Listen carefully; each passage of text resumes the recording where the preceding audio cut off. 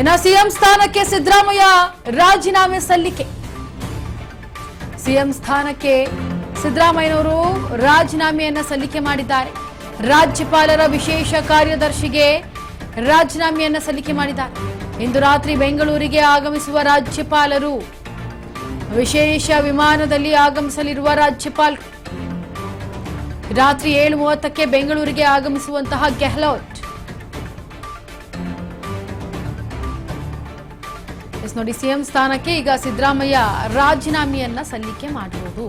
ಹಾಗಾಗಿ ಇದೇ ವಿಚಾರವಾಗಿ ರಾಜ್ಯಪಾಲರು ಕೂಡ 7:30ಕ್ಕೆ ಬೆಂಗಳೂರಿಗೆ ಆಗಮಿಸ್ತಾ ಇದ್ದಾರೆ. ರಾಜ್ಯಪಾಲರ ವಿಶೇಷ ಕಾರ್ಯದರ್ಶಿಗೆ ರಾಜೀನಾಮೆಯನ್ನು ಸಲ್ಲಿಸಿದ್ದಾರೆ. ಇಂದು ರಾತ್ರಿ ಬೆಂಗಳೂರಿಗೆ ಬರ್ತಾ ಇದ್ದಾರೆ ಗೆಹ್ಲೋಟ್ ಅವರು.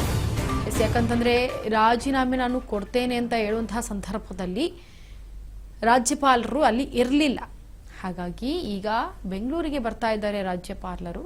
ಹಾಗಾಗಿ ರಾಜ್ಯಪಾಲರಿಗೆ ಈಗ ಏನು ಈ 7:30ಕ್ಕೆ ಬರ್ತಾ ಇರೋದ್ರಿಂದ ರಾಜೀನಾಮೆ ಸಲ್ಲಿಸಿರೋ ವಿಚಾರವಾಗಿ ಈಗ ಥಾವರ್ಚಂದ್ ಗೆಹ್ಲೋಟ್ ಅವರು ಅದನ್ನು ಸ್ವೀಕಾರ ಮಾಡಬೇಕಾಗತ್ತೆ. ಸದ್ಯ ರಾಜೀನಾಮೆ ಕೊಟ್ಟಿರುವಂಥ ಬೆನ್ನಲ್ಲೇ ಈಗ ಬೆಂಗಳೂರಿಗೆ ವಾಪಸ್ ಆಗ್ತಾ ಇರೋದು. ಇವತ್ತು 7:30ಕ್ಕೆ ವಿಶೇಷ ವಿಮಾನದಲ್ಲಿ ಥಾವರ್ಚಂದ್ ಗೆಹ್ಲೋಟ್ ಅವರು ಆಗಮಿಸ್ತಾರೆ. ಸಿದ್ದರಾಮಯ್ಯ ರಿಸೈನ್ ಲೆಟರ್ ಅಂಗೀಕಾರಕ್ಕೆ ಇನ್ನೇನು ಕ್ಷಣಗಳನ್ನೇ ಕೂಡ ಮುಂದಾಗ್ತಾ ಇದೆ, ಹೆಚ್ಚಾಗ್ತಾ ಇದೆ. ವಿಶೇಷವಾಗಿ ಈಗ ಈ ಒಂದು ಕಾರ್ಯದರ್ಶಿ ಆಗಿರಬಹುದು ಅಥವಾ ಸಿದ್ದರಾಮಯ್ಯನವರು ಕೊಟ್ಟಿರುವಂತಹ ರಾಜೀನಾಮೆಯನ್ನ ಸ್ವೀಕಾರ ಮಾಡಿರೋದು.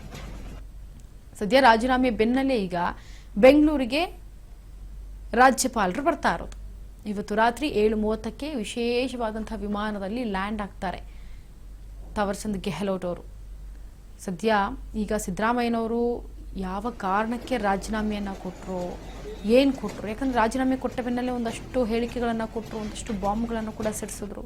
ನಾವು ಯಾವ ರೀತಿ ಈ ರಾಜೀನಾಮೆಯನ್ನ ಕೊಟ್ಟೆ, ಅದಾದ ನಂತರ ನಾನು ಏನು ಮಾಡ್ತೀನಿ ಅನ್ನೋದನ್ನು ಕೂಡ ಹೇಳಿದ್ರು.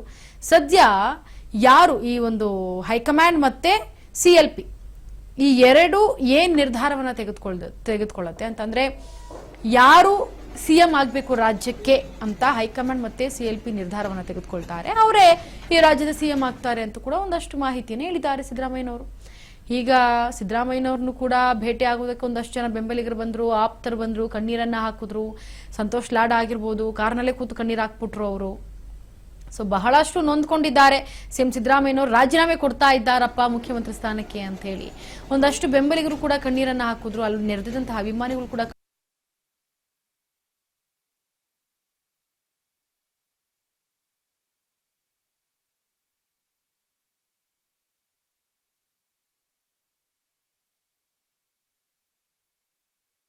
DCM DK ಶಿವಕುಮಾರ್ಗೂ ಕೂಡ ಬೇಜಾರಿದೆ ಸಿದ್ದರಾಮಯ್ಯನವರು ರಾಜೀನಾಮೆ ಕೊಟ್ಟಿರೋದು. ಮತ್ತೊಂದು ಕಡೆ ತಾನು CM ಆಗಬೇಕು ಅನ್ನೋ ಒಂದು ನಿರ್ಧಾರ ಇದೆಯಲ್ಲ, ಅದು ಕೂಡ ಒಂದು ರೀತಿ ಸಂತಸ ಕೂಡ ತಂದಿದೆ ಅಂದ್ರೆ ತಪ್ಪಾಗ್ಲಾರ್ದು.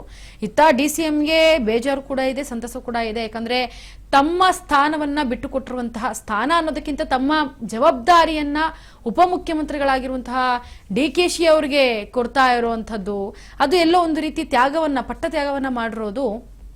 ಒಂದು ರೀತಿಯಲ್ಲಿ ಸಿದ್ದರಾಮಯ್ಯನವರು ತಮ್ಮ ಅಭಿಮಾನಿಗಳಿಗೆ, ಶಾಸಕರುಗಳಿಗೆ ಮತ್ತೆ ಬೆಂಬಲಿಗರಿಗೆ ಎಲ್ರಿಗೂ ಕೂಡ ಒಂದು ರೀತಿ ದೇವರಾಗಿ ಕಾಣ್ಬಿಟ್ರು.